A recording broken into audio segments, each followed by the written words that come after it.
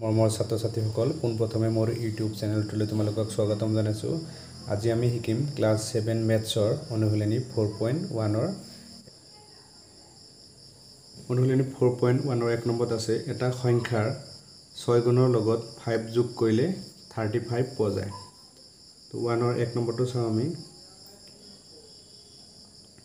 1ৰ 1 number solution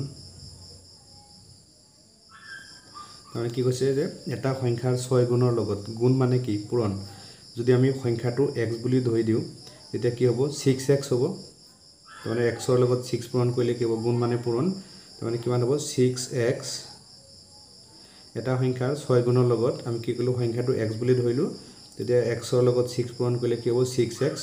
6x ৰ লগত 5 যোগ কৰিব লাগে প্লাস 5 যোগ কৰিলে কিমান পাম আমি 35 এটো হল 1 নম্বৰ आंसर আৰু 2 নম্বৰটো কি কৈছে 2 নম্বৰটো কৈছে যে এটা সংখ্যাৰ 1/4 9 ৰ সমান তাৰ মানে 1/4 কি হ'ব 9 ৰ সমান 1/4 মানে কি 4 ভাগৰ 1 ভাগ তো আমি কি লিখিম 1/4 আৰু সংখ্যাটো যদি আমি x ধৰো x টো ইয়াত লিখি দিলো তাৰ মানে 1/4x কাৰ সমান 9 ৰ সমান ইকুৱেল টু 9 হ'ব এবাৰ তোমালোকে এনেকৈ লিখিব পাৰা x/4 ইকুৱেল টু 9 একেটাই হ'ব কাৰণ x টো পূৰণ হৈ আছে এই 1 ৰ লগতে পূৰণ হৈ আছে তাৰ পিছত 3 নম্বৰটো কি কৈছে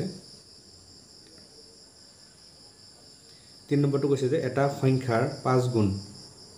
20 তকৈ 5 বেছি তানে সংখ্যাটো যদি আমি x বুলি ধৰি দিও তেতিয়া কি হ'ব 5x গুণ মানে কি পূৰণ 5x মাইনাস কিমান হ'ব 20 ইকুৱেল টু কিমান হ'ব 5 কাৰণ কি কৈছে 5 বেছি বুলি কৈছে 5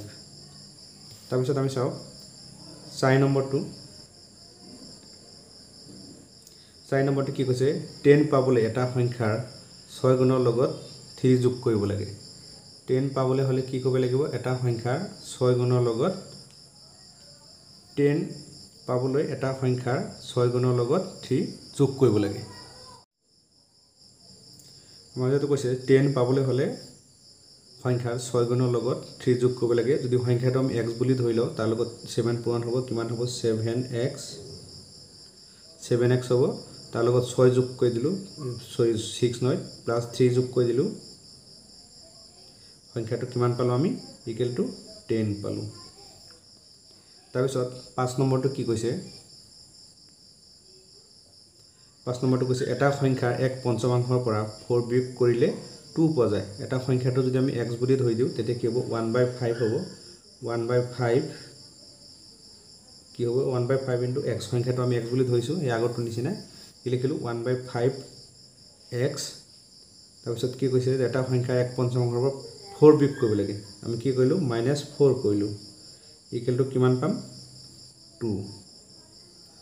যে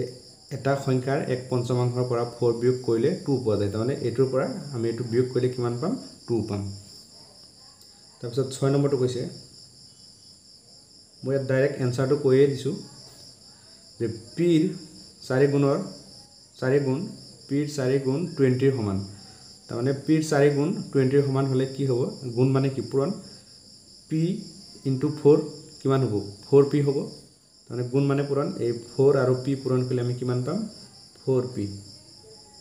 4p কাৰ সমান ইকুৱেল টু 20 ৰ সমান এটো आंसर তাৰ পিছত 7 নম্বৰত কি কৈছে এটা সংখ্যা 3 গুণৰ পৰা 1 বিয়োগ কৰিলে 2 পোৱা যায় সংখ্যাটো যদি আমি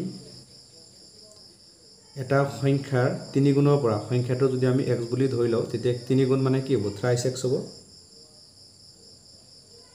এটা সংখ্যাৰ 3 গুণৰ পৰা 1 বিয়োগ কৰিলে 1 মাইনাস কৰিলে কি পোৱা যায় 2 পোৱা যায় এটো হৈ গল এটো আছিল আমাৰ 7 নম্বৰ आंसर এটা আমি 1 ৰ 8 নম্বৰটো চাও 8 নম্বৰত কি কৈছে 40 পাবলৈ এটা সংখ্যাক 10 ৰে হৰণ কৰি 10 বিয়োগ কৰা তাৰমানে এই 40 পাবলৈ হলে এটা সংখ্যাক 10 ৰে হৰণ কৰি আকৌ 10 বিয়োগ কৰিব লাগিব সংখ্যাটো যদি আমি x বুলি ধৰি লও এটো 8 নম্বৰ 1 ৰ 8 সংখ্যাটো যদি আমি x বুলি ধৰি লওঁ তেতিয়া কি হ'ব x হৰণ কিমান হ'ব 10 হ'ব আকৌ কি হৈছে 40 পাবলৈ হ'লে এটা সংখ্যাক 10 ৰে হৰণ কৰি আকৌ 10 বিয়োগ কৰিব লাগিব সংখ্যাটো আমি x বুলি ধৰিলো আকৌ 10 ৰে হৰণ কৰি দিলো তাৰ পিছত কি কৰিব লাগে আকৌ 10 মাইনাস কৰিব লাগে 10 মাইনাস কৰিলো ইকুৱেল টু কিমান পাম আমি 40 এটো আছিল 8 নম্বৰ आंसर আশা কৰিছো ছাত্ৰ ছাত্ৰীসকল তোমালোকে নিশ্চয় অংক কেটা ভালদৰে বুজি পাইছা তোমালোকে মোক কমেন্ট কৰি জনাবা অংক কেনে পাইছা আৰু চেনেলটো সাবস্ক্ৰাইব কৰি দিবা